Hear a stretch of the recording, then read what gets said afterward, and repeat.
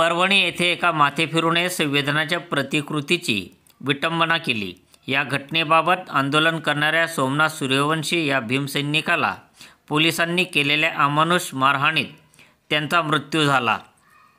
या अमानुष मारहाणीची चौकशी होऊन दोषी पोलीस अधिकारी तसेच संविधानाच्या प्रतिकृतीची विटंबना करणाऱ्या माथेफिरूला कठोर शिक्षा देण्यात यावी या मागणीसाठी आज 23 डिसेंबर रोजी सकाळी 11 वाजता सकल बौद्ध समाज व संविधान प्रेमीच्या वतीने भारतरत्न डॉक्टर बाबासाहेब आंबेडकर यांच्या स्मारकापासून प्रांत कार्यालयापर्यंत मूक मोर्चा काढण्यात आला।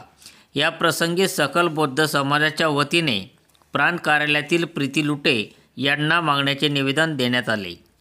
बौद्ध समाज बांधवांनी शांततेत शिस्तबद्ध मूक मोर्चा काढून परभणी येथील घटनेचा तीव्र निषेध केला।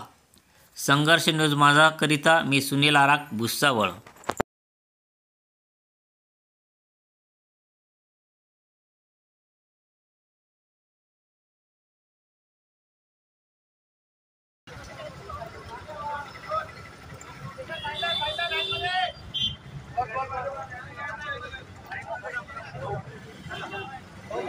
चला पाय वाजला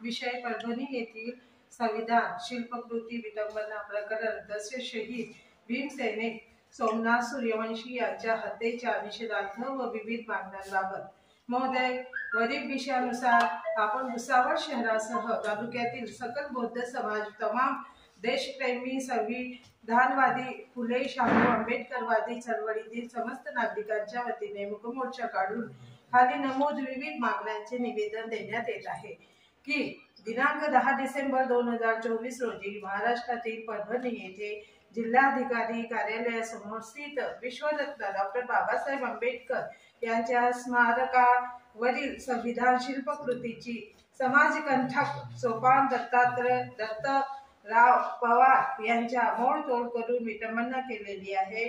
सदरचे कृत्य हे संविधान विरोधी असून यामुळे समस्त देशभरात संविधानवादी जनतेत प्रचंड रोष निर्माण झालेला आहे असून महाराष्ट्रभर जनमानसात संतापाची लाट निर्माण झालेली आहे।